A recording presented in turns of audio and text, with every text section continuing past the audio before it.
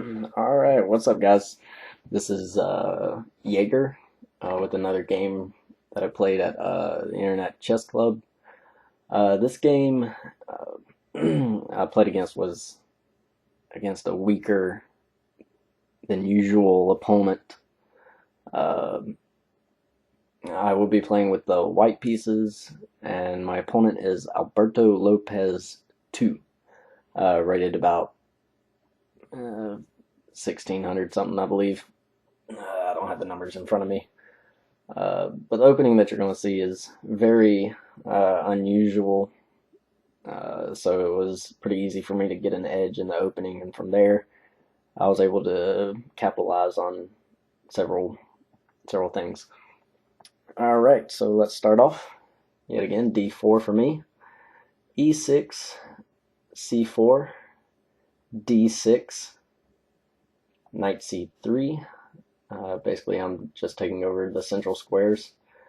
He comes with c6. I don't know exactly why he's playing these moves. It's pretty fair to say that he's just going to let me take the center, and I guess he's going to hope for some counterplay with a pawn push. That's what I was thinking initially. Like I said, this is an unusual opening. So I just went with my gut feelings on what to do in these positions and what I've seen from other people play. Alright, so now he's developing. Finally, bishop to e7, coming along this diagonal. Knight f3, I'm continuing my development. I'm going to knight f3 followed by bishop e2. Bishop e2 is coming. Sorry, dropping my microphone. Bishop e2 is coming, followed by h3, bishop to e3, castle, and maybe put my queen on d2. And that was my plan, and then probably push one of these pawns to gain more space in the center. So, but I gotta see what angle he's gonna come at me with. Alright, so he plays knight d7. I thought he was going to play knight f6 first. Bishop e2, knight f6. If you notice on his position, he's highly passive. He doesn't have the central control like I do. We're pretty much arm's length away from doing battle right now, but I'm going to change all that here shortly. And what I was thinking is he may come queen to b6 at some point, attack this area around here, probably castle king side. That's what I was thinking initially, so I went ahead and castle. He plays h6, so now I got to figure out which square am I going to put my bishop, my dark squared bishop. So I went ahead with h3 just to prevent any intrusion on his end. Say if I play, let's say if I play bishop to e3, he could potentially come here to annoy me, knight g4, but then again, if he did that, I could just come here to bishop f4, and he's just lost some time, and tempo's on my side. Alright, so but that was to prevent the knight from coming into g4. Alright, so now he plays knight h7. I immediately knew that he was aiming something for this g5 square, and what I was thinking that he was probably going to push these king side pawns. But the more I looked at it, the more it doesn't really help him too much, so I wasn't too concerned about it. Bishop f4. He plays knight g5. Now I have several options I could do here, and I was debating on some of them, whether I should just take the knight. I could take the knight here. Knight takes g5, followed by, I guess he could take with the pawn. Yeah, he could take with the bishop as well. No, he can't, because that gives me bishop takes d6, and I'm winning already. So if he takes with the pawn, I'll just come back to bishop e3. He's got some weak holes in his camp that I can take aim for, that's for sure. F7 looks a little weak. Alright. Alright, so that was one of the options. Another option, I guess, queen d3 might seem kind of cool. Knight takes, followed by queen takes. I don't know, I still like my position a lot better, even though there's still some work to do. But, you know, I could potentially come here with my queen and attack these two squares. So all in all, I'm sitting pretty. But I went ahead and played d5. I guess another option is e5. Let's see, let's look at e5 real quick. Alright, e5, followed by, let's see, what do you like better? Knight takes or pawn to d5? He's got some options. Knight takes, bishop takes, and queen c7 potentially. Yeah, so that looks good, but white is doing really well here. Like I said, he's got some targets, and his bishops are aiming towards the king side pretty easily. There's not much. I mean, I can go here with the bishop and have this diagonal. Alright, so this is looking good for white, either or. But I push d5, and he goes ahead and takes on f3, check. Bishop takes f3. Now here he pushes e5. I sat here and thought for a few minutes and figured if I should just retreat or capture here. So my initial, I mean, the dark square bishop is my good bishop as opposed to my bad bishop on f3. But the more I was thinking about it, I didn't like bishop e3 because you can follow up with c5, and then I got to figure out what to do from here. So I thought this was a little bit more complicated. So what I did decide on doing is taking on c6. I think this is the better move. He ends up taking, and now I retreat my bishop. So now I got a nice diagonal from here. If he pushes c5, that leaves me with the d5 square for my knight. So all in all, I like this a little bit better, for me at least. And then I can probably do something with my queenside pawns.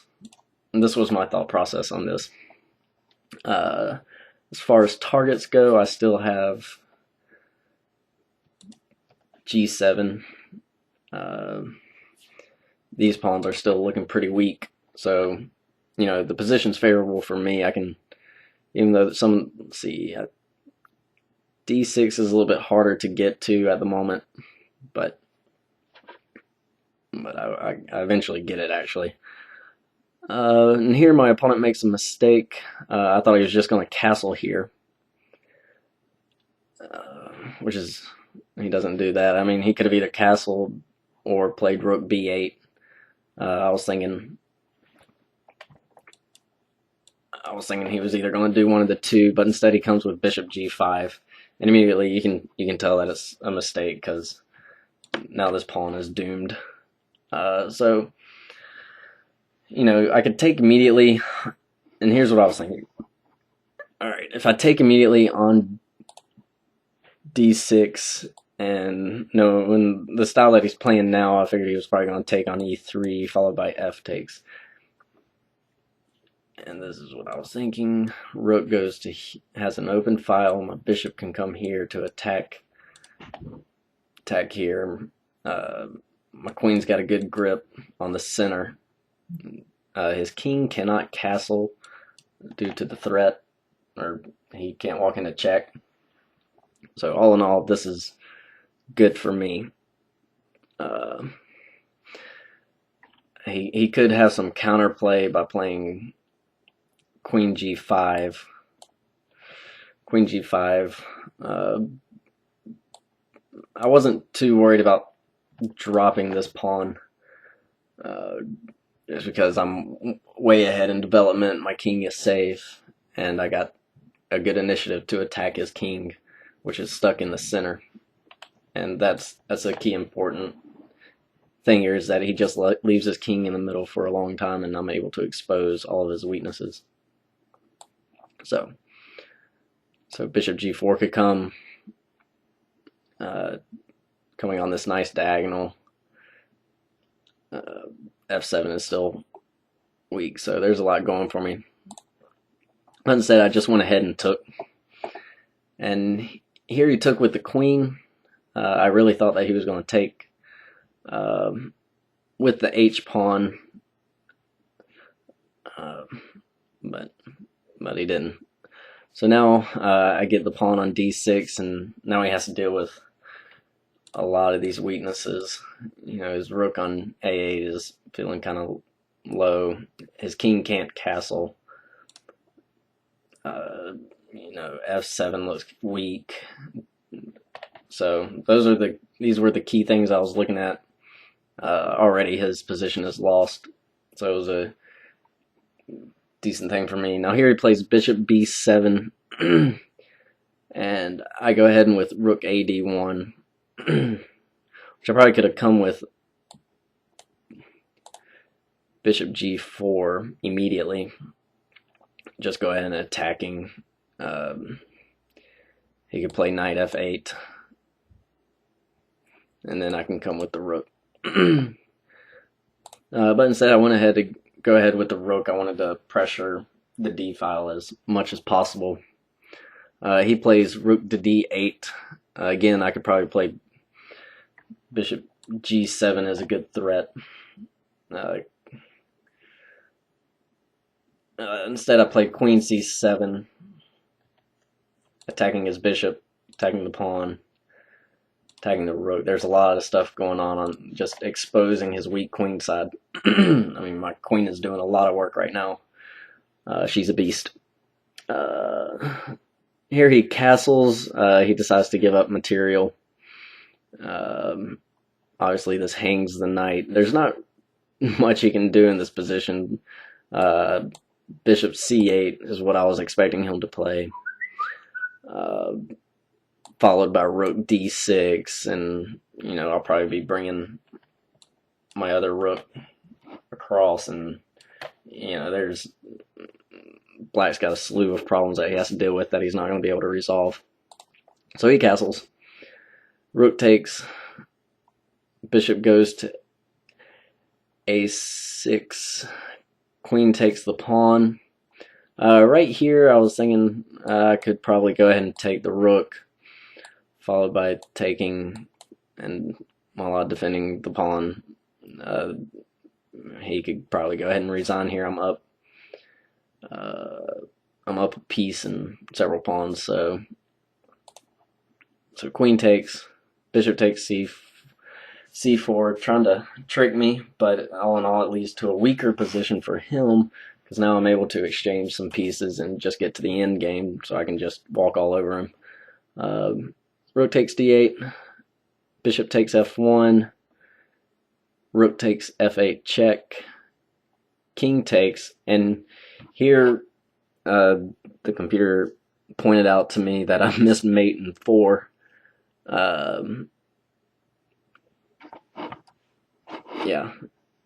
Yeah, according to my notes right here, I missed mate in 4.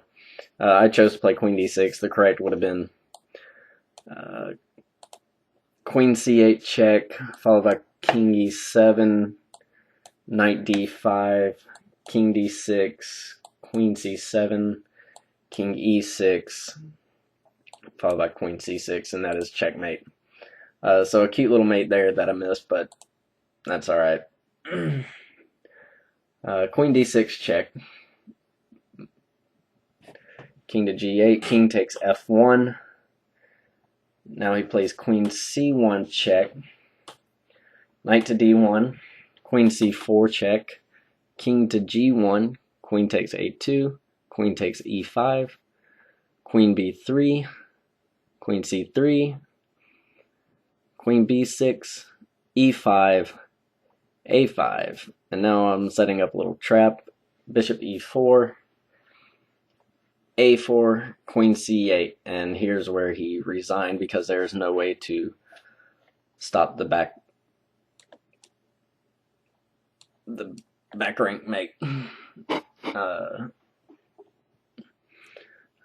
What he's got left to do is play this, and then I capture, and that's checkmate.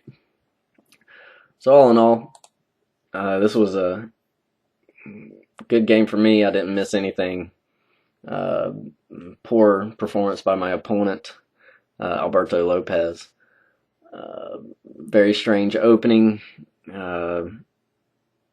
He left some holes in his position that I was able to go after.